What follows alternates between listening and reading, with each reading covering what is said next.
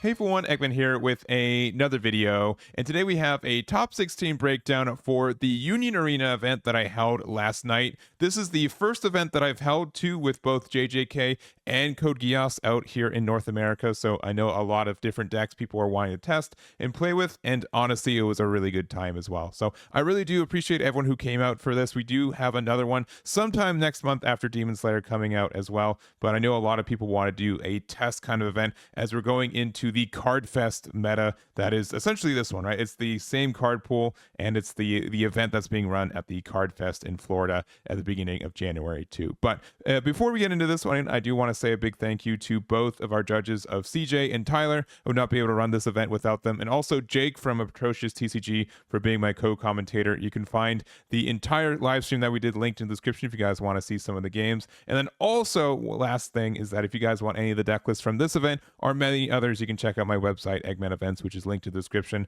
I'm going to keep this up to date as much as I can, and make sure to hit that like and subscribe while you're pressing buttons down there, since we will be making a bunch more of this Union Arena content in the future as well. But all of that aside, going on into this event, there were 94 players, 6 rounds of Swiss best of 1, which this could have been a 6 or 7 tournament round event just because of us being close to that 128, but the down pair did lose in the final round, so we did end up getting the 6 rounds for us here. But of our top 16, we do see 7 copies of Purple Code Geass, with one of them winning the event, 3 copies of Blue Jujutsu Kaisen, 2 copies of Purple Bleach, 2 copies of Hunter x Hunter, 1 copy of Green Code Geass, as well as a single Purple Jujutsu Kaisen. And I think that this is a pretty diverse meta still. Union Arena is kind of hard to say diversity-wise, right? In the sense that, you know, we get some new cards and new sets, but that doesn't really like rotate out or even like cancel out any older archetypes, right? It's just adding to the pile in a lot of ways. But it is pretty obvious to me that Purple Code Geass had a really good day.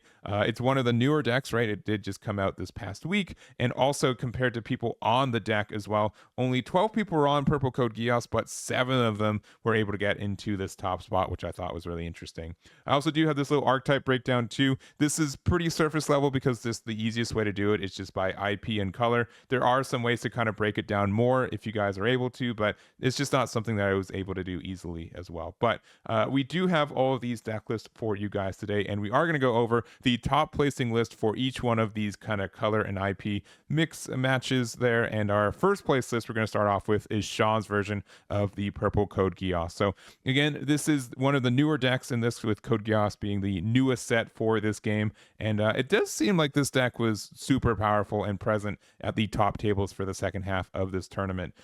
Some kind of unique things I think about this deck in general is that it's really, really good at doing chip damage. Kind of the 2 parts of one, this Gurren Mark II, this being able to get impact 1 and make it so your opponent has to block. This is just like removal, right? Like, it's very strong in a lot of ways, especially if our opponent only has like 1 character pushed up, we can just kind of get that removal. So this was really good for the day. We also have the Gurren Mark II, the super rare as well, which was supposed to be what would we traditionally be in the star deck for this one, but the fact that this is essentially the same thing of being able to remove something with 3k or less and impact 1.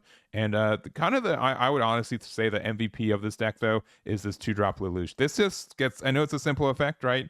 The fact that you're able to just give something minus 1k BP, but also the fact that it's a draw trigger, it's great. It's named Lelouch, which comes up quite a bit, but the fact that you can just do this easy peasy, give something minus 1k, just puts a lot of different things in range, right? The fact that you're able to then use Gawain's effect to make it so you can get rid of a 2k, right? Because this gives everything minus 1k. You can also make it so that a 4k blocker can't stop your Gawain attack, right? Which would sometimes come up in that way because of the 1k as well as the 1k minus from both of these. Just make it so like 4Ks can't block from this. So there's just like a lot of ways to do some kind of like tricky damage from there as well. We have so many triggers in this deck too. The only card that isn't a trigger is CC, so we generally just get so much advantage from the cards that we hit in the first place, and it just seems like really consistent in its own way too. So because of all that, I think that's very strong. Also, the color trigger is Colin, but not only is this like potentially a 3k on offense, but this can play the Lelouch off of our sideline, and when we do that we get like another minus 1k. This becomes like a 35k blocker in some scenarios. It's just very good. All this stuff is very great. And I think it's worth mentioning that this is just a really solid deck and build in general. So I really like this build from Shawn. I think this would be pretty similar to what I'd be playing. I've obviously done some of my own testing and I have my own deck list out here, but this is pretty solid. And I do like to see this deck do well. So here's the build there. And congratulations to Shawn for their first place finish with the purple code Geass. And then moving on, we do have blue Jujutsu Kaisen from Peter. And this was the most played deck based off color and IP for this game right now. We do have that taking a little bit over a quarter of the decks in this event. And I will say that this one you can kind of break into two different strategies where if you're playing like the Nanami package or not, but most people are playing this blue package without the Nanami. And this is a very strong deck. It is something that did get a little bit worse in our meta since we don't get the 2-drop Yuji that we can play with the 4-drop copy of the Sukuna, but I do think this is still a very strong and present deck in a lot of ways. We are playing with the idea that we do need to find the Sukuna's fingers, which we did see on stream. These cards can be a little bit evasive at times. We have so many different ways to draw and get consistency with finding these cards, but without them, sometimes they're just stuck in our life or we just can't see them.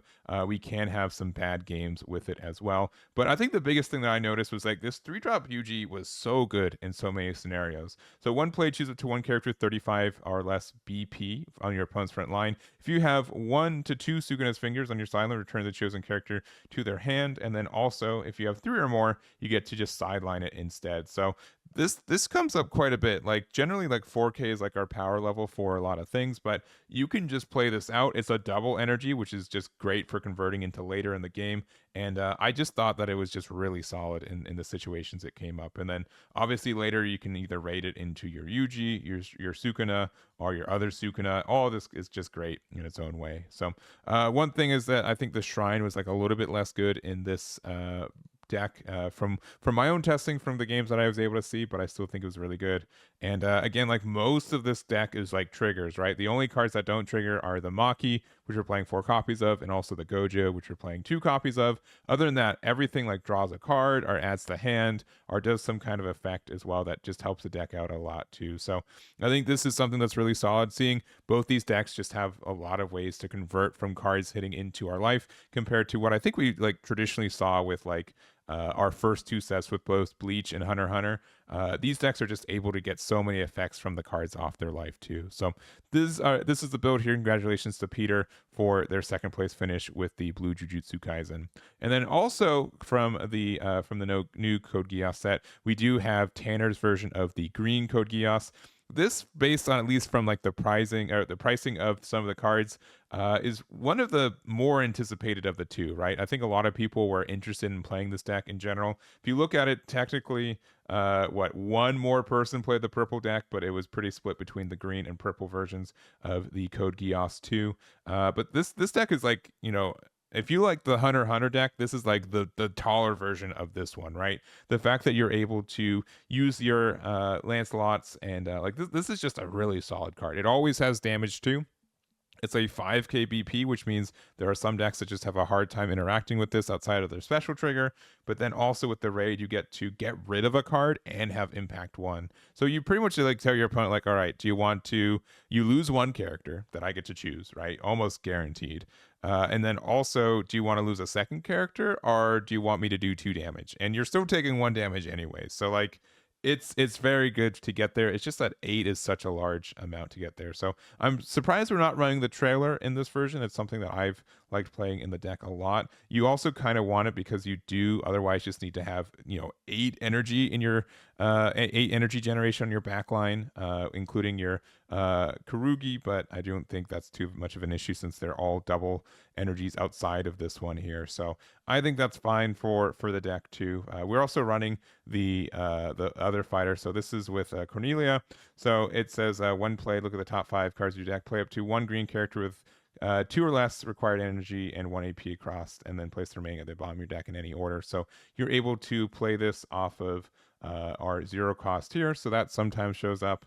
But obviously not as it's not as consistent at times since it's the only version of that we're playing on it. But I do think this is an interesting deck. I know a lot of people are on it. I think it might be something where people kind of have to find what's like more consistent, or if they have the time to set up to be able to play the air cavalry. But I think the deck is still very solid. A lot of people are still wanting to play it, and this is Tanner's version of the deck. Congratulations for their top 4 finish there.